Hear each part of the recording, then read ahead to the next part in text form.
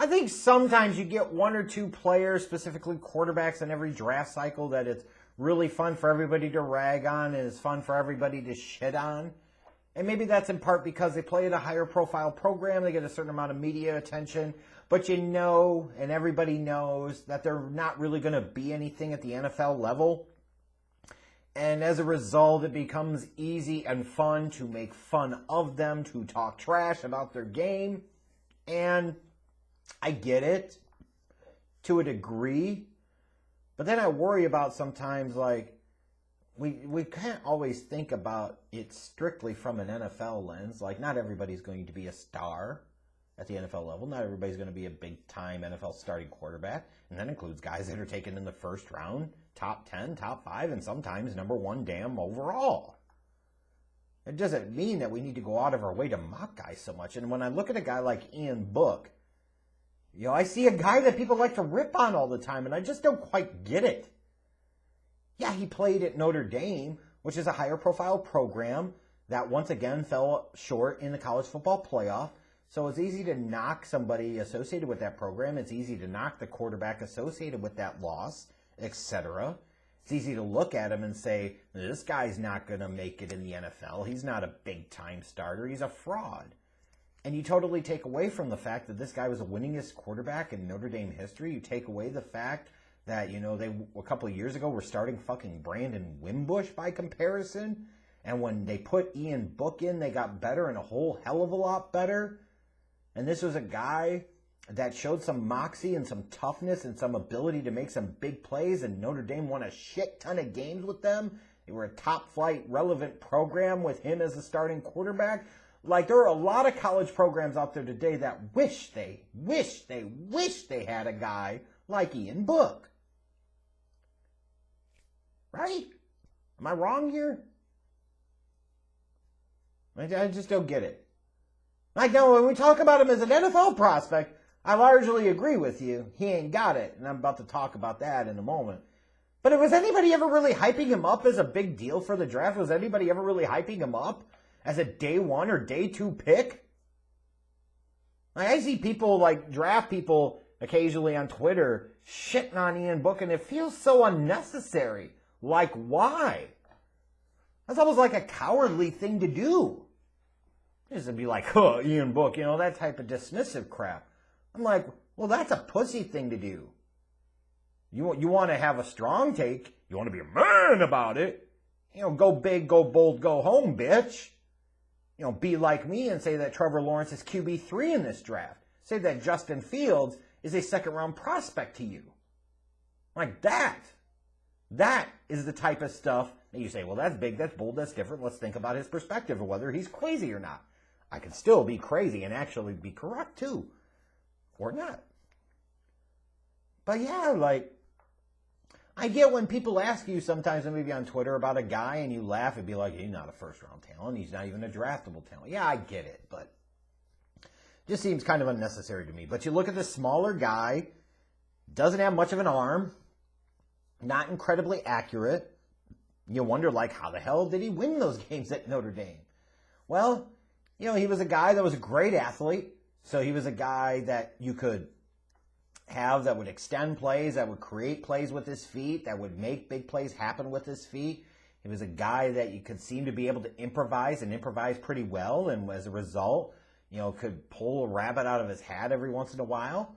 You know, he was a tough guy, pretty durable. He was able to answer the bell week after week after week. Had some clutch gene to him, made some big plays in some big spots. I look at the regular season game at Clemson, for example, as just one example of that. Like, so, you know, there's something there. Like, but I agree in general, there's not a whole lot there in terms of projectable NFL traits. You know, at least I can say he's on the smaller side, yes, as a quarterback, that is true. But at least he has, like, high-end athleticism, high-end scrambling, running ability as a quarterback. That's something. You know, maybe if your team was playing the option all the time in the NFL, and I'm not talking about the RPO shit, the read option shit. I'm talking about, like, wishbone, wing D, triple option type of stuff, then maybe Ian Book would be worth taking in the first or second round. But the reality is is he just doesn't have the arm talent. He just doesn't. Flat out. Like, not enough arm strength to threaten down the field, not enough arm strength to thread the ball into tight windows. And you also look at, outside of that, like throwing to the boundaries, throwing outside the hash marks. Like, he could really struggle there, getting the ball there in 2020 and in previous years too.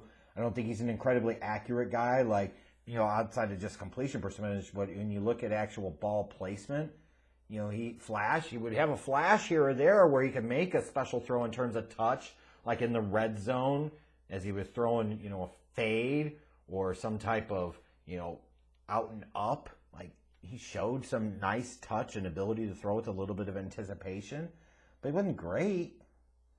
You know, like, yeah, like, I'd agree.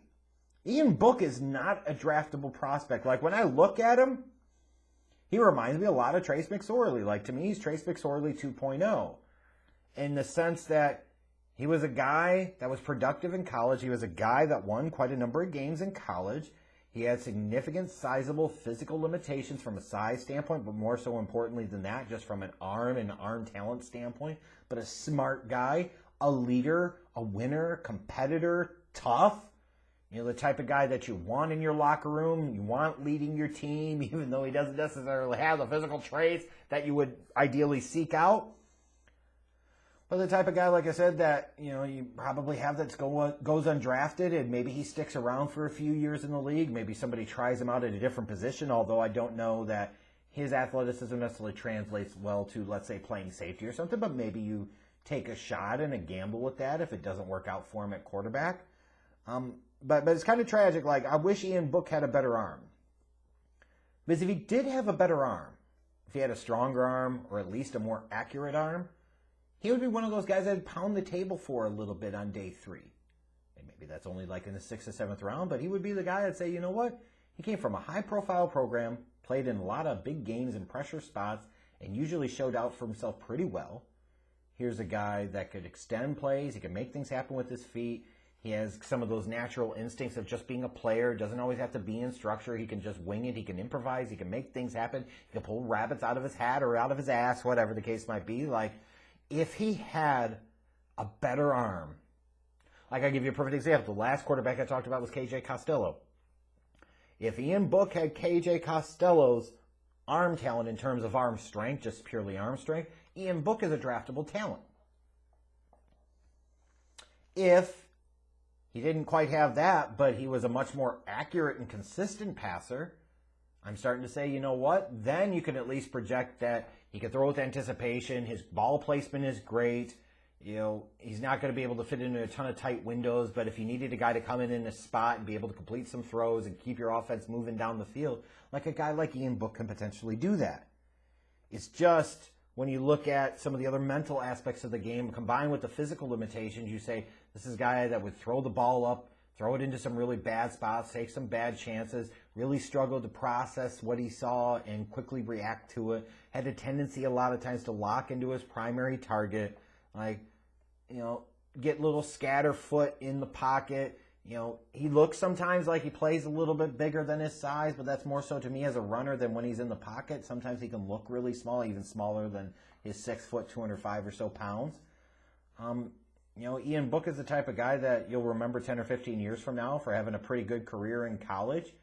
But you knew, again, going to the eyeball test, the sniff test, like, there's not one real projectable trait outside of athleticism that makes you think that he could play as a quarterback in the National Football League. There just isn't.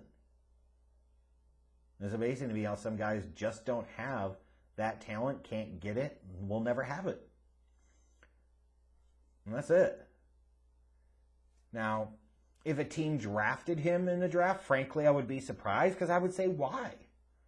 Are you converting him to a different position? Like, do you envision him being like a strong safety or something? Like, what's your game here? Like, what are you thinking? Because it certainly wouldn't make sense to draft him as a quarterback because he doesn't have NFL level skills there. He just doesn't. Great college player, though. Great college quarterback. Deserves respect and props for the performance and what he did for Notre Dame during his college career. And I think, like I said, admittedly a guy that got a lot of shit, And I don't think it was very merited, because I promise you there are other guys that some of these draft experts, these draft heads on Twitter are very high on that absolutely suck too. And don't project well to the NFL level, but they've somehow convinced themselves for whatever reason they can. Yeah, let's be clear. Ian Book should not be drafted. He'll get an opportunity in camp with somebody, and maybe you hide him out on the practice squad a year or two, and you hope something could click and something could come together. But he'll be a guy that'll probably be selling insurance in a few years or running his own insurance agency or something like that. Certainly not a guy that I anticipate talking about 5 years from now being, an average or good starter in the National Football League. That's for damn sure.